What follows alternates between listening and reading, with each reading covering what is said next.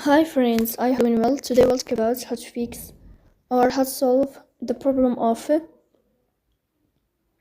issues on the application of Microsoft Teams. You will click on settings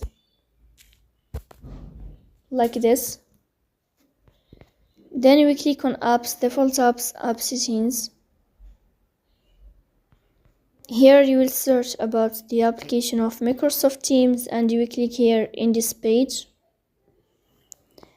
Then this page of app info, you will go to first stop and you will click OK.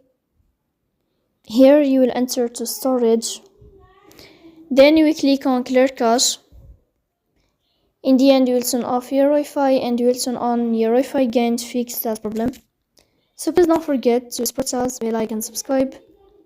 See you next time and thank you for your watching and your attention.